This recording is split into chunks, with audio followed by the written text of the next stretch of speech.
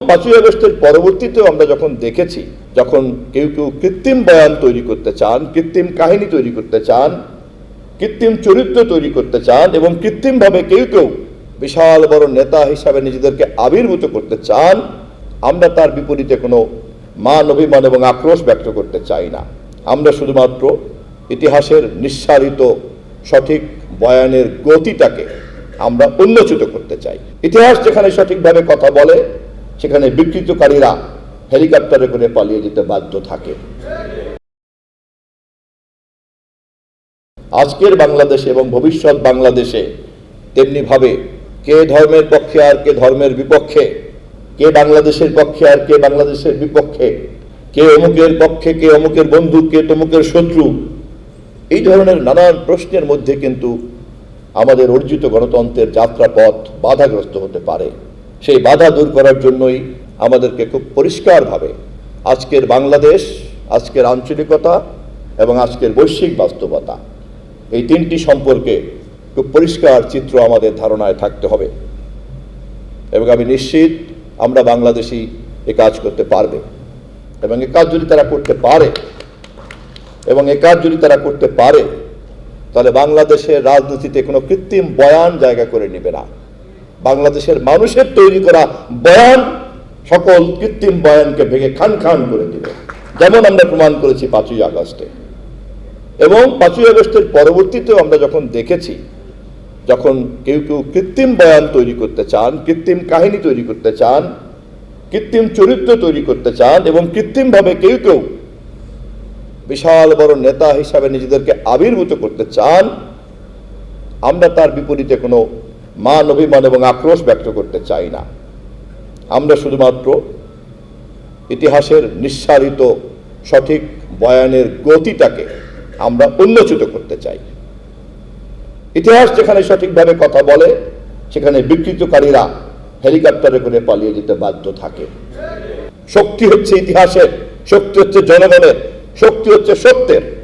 এই উপমহাদেশে 56,000 বর্গ মাইলের বাইরে যারা বাংলায় কথা বলেন আর আমরা যারা 56,000 বর্গ মাইলের মধ্যে থেকে বাংলায় কথা বলি, আমাদের মধ্যে ভাষার মিল আছে, কথা সত্য। কিন্তু এ কথাও তো সত্য, আমাদের সাংস্কৃতিক মনোজগতের মধ্যে একটি মৌলিক পার্থক্য আছে। যারা এটাকে আড়াল করতে চান, আমি মনে করি তারা হয় বোকা অথবা তাদের কোনো সুদূর প্রসারী দুরভিসন্ধি আছে। কোনটা তা আমি মন্তব্য করতে চাই না, তবে এটা খুব পরিষ্কার থাকা দরকার। 56,000 বর্গ মাইলের কোনো বাঙালিকে বাঙালিত্বের সার্টিফিকেট নেওয়ার জন্য সীমান্তের উপরে গিয়ে কলকাতা অথবা কারো কাছে ধার করতে হবে না। ঐতিহাসিকভাবেই, নৃতাত্ত্বিকভাবেই এই দেশের জন্ম নেওয়া বাঙালি আমরা ইতিহাস থেকে কথাও খুব পরিষ্কারভাবে জেনেছি এবং প্রমাণিত। জাতপাতের কাঠামোর কারণে কেমন করে সনাতন ধর্মের পরে বৌদ্ধ ধর্ম, বিতাড়িত বৌদ্ধ ধর্মের পরে কিভাবে এখানে নতুন করে ইসলামের সাম্যবাদের আলোকে এই এলাকার সমস্ত মানুষরা দলে দলে ধর্মান্তরিত হয়েছেন, পবিত্র কোরআনকে গ্রহণ করেছেন, এটা ইতিহাসের জানা সত্য, কেউ বানিয়ে কথা বলছে না। এবং এই বিবর্তন আমাদের সংস্কৃতির মধ্যে যে একটা স্বকীয়তা দিয়েছে, সেই স্বকীয়তার নাম হচ্ছে বাংলাদেশি জাতীয়তাবাদ। আমাদের বাংলাদেশের ক্ষণজন্মা পুরুষ শহীদ রাষ্ট্রপতি জিয়াউর রহমানের এটাই হচ্ছে সবচেয়ে বড় অবদান।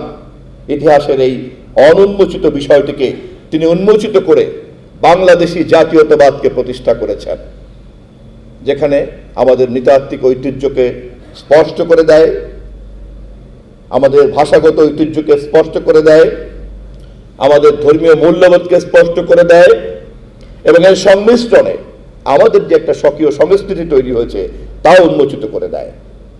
এবং সে কারণেই আমরা গর্বের সঙ্গে দাবি করতে পারি আমরা বাংলাদেশি, আমাদের কাছে সবার আগে বাংলাদেশ।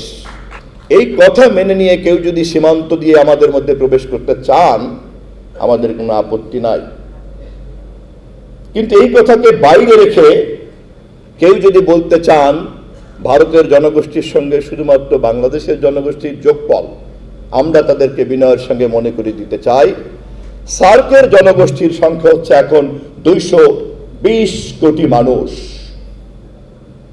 আমাদেরকে যদি পৃথিবীতে আমাদের দেশের বাইরে নতুন কোনো জনশক্তির উপরে ভর করে আঞ্চলিক এবং বৈশ্বিক রাজনীতিতে জাতীয় স্বার্থ এবং অন্য সকলের স্বার্থকে নিশ্চিত করতে হয়, তাহলে সার্কের 220 কোটি মানুষকে ঐক্যবদ্ধ করতে হবে সকলে মিলে। সার্কের ঐক্য যারা চায় না, তারা অন্য যে কোনো ঐক্যের কথা বলা মানেই আমরা সন্দেহের চোখে দেখব। আমাদের কাছে বাংলাদেশের স্বার্থেও 56,000 বর্গমাইল, আমাদের কাছে বাংলাদেশের স্বার্থ আঞ্চলিক ক্ষেত্রে সার্ক, আমাদের ক্ষেত্রে বাংলাদেশের স্বার্থ আন্তর্জাতিক ক্ষেত্রে জাতিসংঘ। জাতিসংঘ, সার্ক এবং বাংলাদেশ, এর বাইরে আর কোনো কাঠামো ব্যাখ্যা যিনিই বলবেন তাকে আমরা সন্দেহের চোখে দেখতে বাধ্য এবং দেখব। সবার আগে বাংলাদেশ এই কথা মাথায় রেখে আঞ্চলিকতার জন্য সার্ক, আন্তর্জাতিকতার জন্য জাতিসংঘ, এই পথ ধরে আমরা একটা বৈশ্বিক মানচিত্রে আমাদের সম্মানজনক মর্যাদা, আঞ্চলিক মানচিত্রে আমরা আমাদের সম্মানজনক মর্যাদা অর্জন করতে চাই। আমি আজকে আর কথা বাড়াবো না। বিশেষ করে অধ্যাপক জনাব মাহবুবুল্লাহর সামনে কথা বলতে আমরা সকলেই একটু ইতস্তত থাকি। ওনাদের কাছ থেকে সব কিছু শিখেছি, ওনাদের ছাত্র, এখনও ওনাদের ছাত্র। আমি আমার বক্তব্যের শেষে আয়োজকদেরকে অনুরোধ করব, আজকে যেই ধারণা এবং চিন্তা আপনারা উপস্থাপন করলেন, এটির কাঠামোতে রূপান্তরিত করার জন্য আপনাদের একটা সাংগঠনিক টিম যত দ্রুত সম্ভব তৈরি করা দরকার। এবং আমি বিশ্বাস করি আপনারা যদি আপনাদের সকল আন্তরিকতা এবং যোগ্যতাকে বিনিয়োগ করেন, তাহলে আগামী 5ই আগস্ট বাংলাদেশে ঐতিহাসিকভাবে সবার আগে বাংলাদেশ স্লোগানকে সামনে নিয়ে আমরা বাংলাদেশীর মতো সংগঠন বাংলাদেশের রাজনীতিতে শুধু নয়, সামাজিক সকল ধরনের আন্দোলনে একটি শক্তিশালী কম্পোনেন্ট হিসাবে হাজির হবে।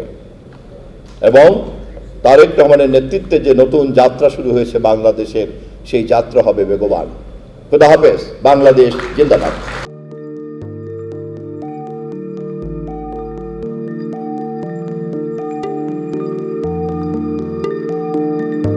পহেলা জানুয়ারি 2026 ইউটিউব জার্নালিজমের অগ্রদূত changeTV.press সংগ্রাম মুখর 7 বছর পেরিয়ে পা রাখলো গৌরবান্বিত 8 বছরে। এই আনন্দ প্রহরে সবাইকে নিরন্তর শুভেচ্ছা।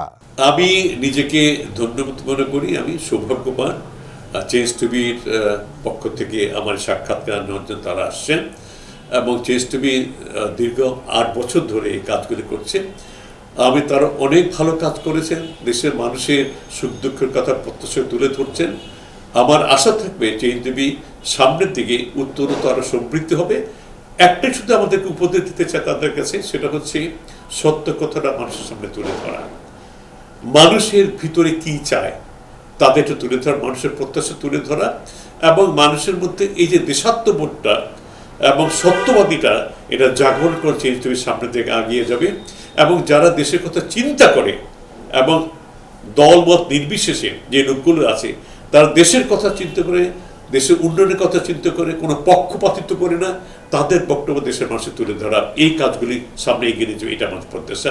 অনেক ধন্যবাদ আপনাদেরকে, দেশবাসীকে, দেশবাসী সবাইকে আমি ধন্যবাদ জানাচ্ছি। changeTV.press এক ফোঁটা হলুদও নেই। আমরা শুধু আপনাদের কাছে একটাই আবেদন করব, মিথ্যার পিছনে দৌড়বেন না, সত্যকে ধারণ করেন, সত্যকে জনগণের কাছে তুলে ধরেন। সেটা যতই কঠিন হোক না কেন পিছপা হবেন না, ভয়ের কোনো কারণ নাই। আল্লাহর সাথে থাকেন, আল্লাহ আপনাকে সাহায্য করবে। কোনো মানুষের কাছ থেকে কোনো সাহায্য কামনা করবেন না। ধন্যবাদ। changeTV.press এক ফোঁটা হলুদও নেই।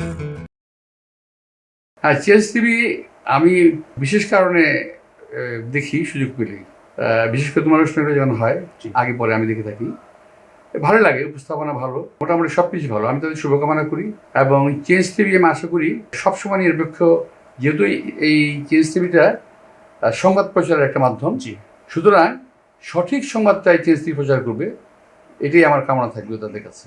সেই সঙ্গে আমার শুভেচ্ছা থাকবে। changeTV.press এক ফোঁটা হলুদও নেই। সুপ্রিয় দর্শক, এই চেঞ্জ টিভি বিগত 7 বছর ধরে খুবই গুরুত্বপূর্ণ ভূমিকা পালন করছে আমিরুল মোমিনিন মানিক। উনি তো এখন বাংলাদেশে একজন